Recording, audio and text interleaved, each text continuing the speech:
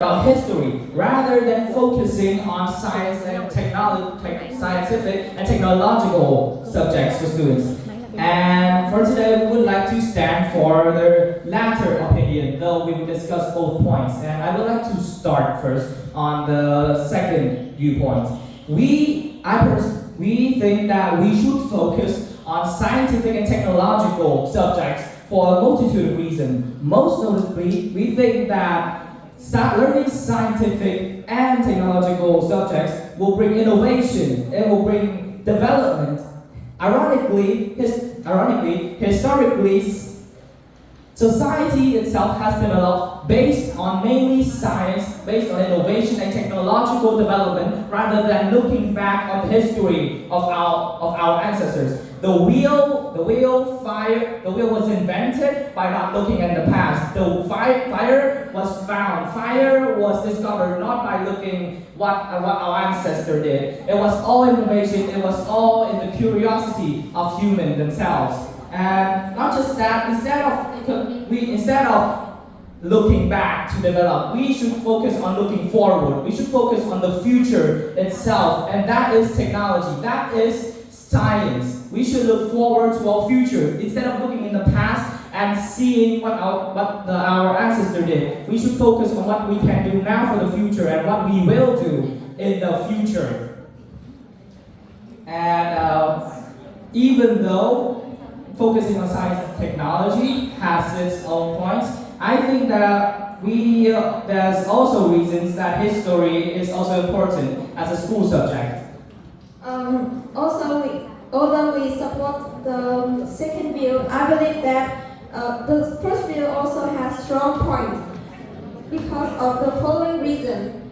First, history is important in human society. Learning history can bring students with general knowledge about human beings' development, and they also have a clear view about how people have developed till today. Moreover, learning history can bring students with the achievement of older people have achieved. Therefore, they can set ancestral achievement as a goal to develop themselves and later contribute to the success of our country. And so to sum up,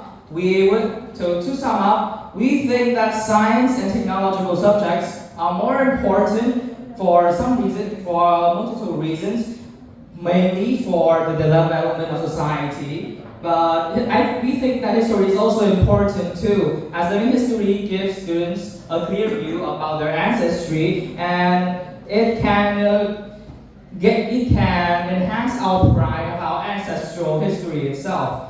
And we would like to stand with the second view because of the interest of the development of humanity itself. And overall, this topic is highly relevant in our daily life, and it also plays an important role in shaping our perspective. Moreover, it can also bring up with many benefits to our future. That is the end of our speech. Thank you for listening.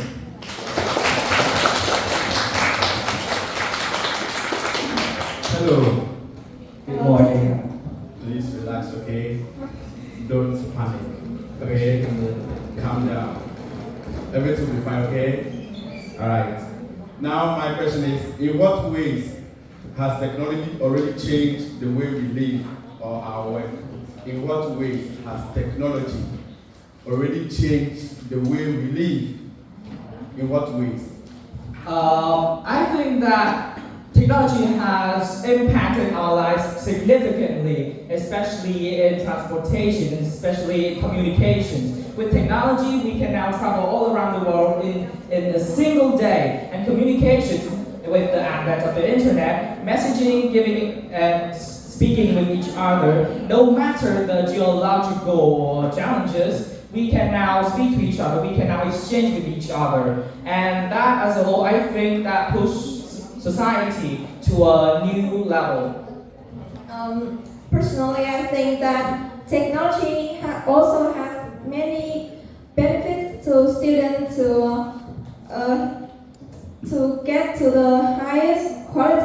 education, as they can provide us with many educational tools.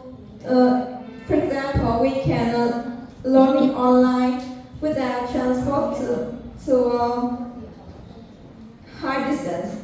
And moreover, technology can bring us opportunity to expose to higher quality education in around the world.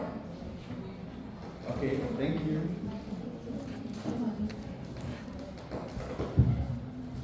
Hi, I have a question for you.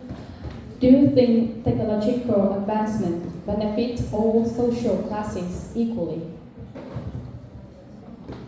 That is actually a wonderful question that requires a fair bit of thought. And I think that technological development as a whole, as I have stated before, benefits humanity, it benefits society as a whole. As technology doesn't only benefit specific classes, technology not only benefit only the elite. I think that developing technology is a push forward for society as a whole. I don't think that there are any classes line, any border between between all the classes when it comes to development. With high living standard, I believe that more and more people have access to modern technology, and if there are any poor persons that cannot access to it, I think that there are many benevolent people that can raise them to give them the support to access to it. Okay, thank you. Do you guys have any other questions? Thank you. Thank you.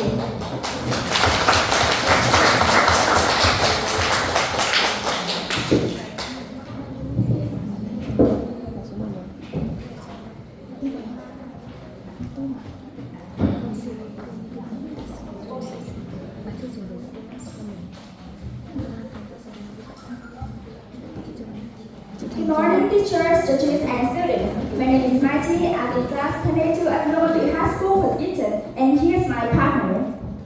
My name is Joe Rizzo. Today, we are both very honored to be here to discuss our topic. So, while in contemporary society, the debate regarding whether punishment or positive reinforcement is more effective to discipline children. And today we will discuss both views, but we are advocate for the latter view more, and here's my reason. From my perspective, I think that positive reinforcement can bring about many advantages in disciplining children.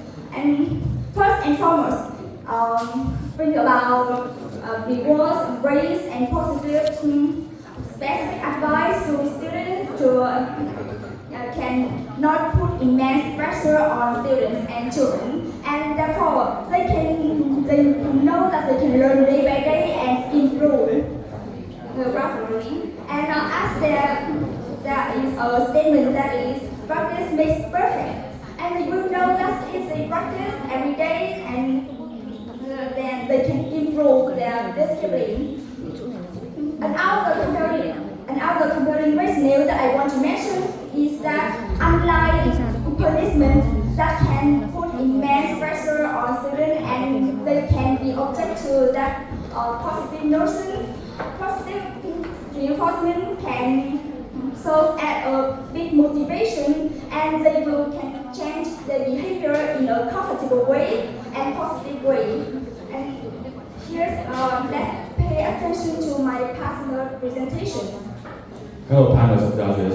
So I'm going to dive right into the topic. So I'm going to counter one point that I want to mention. So I think that in some cases, punishment is actually better for children. I mean, when you take into consideration the fact that some children, they are very headstrong and they are big-headed and they are unable to be told by their parents to do things, and they commit crimes.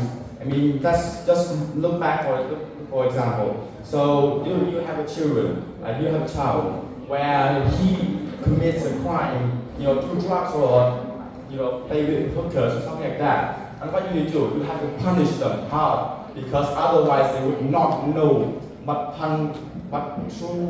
consequences their action may have. While in the school curriculum, so teachers need to punish students because without that, students would become very susceptible to breaking rules.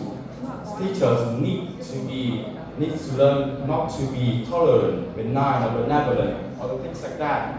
And this is the lesson for life. Their actions have consequences. And in the real life application, when they grow up and they mature, so if they break the laws or something like that, punishment is inevitable. So parents cannot afford to let their children run around and play without knowing the rules and without accepting the rules.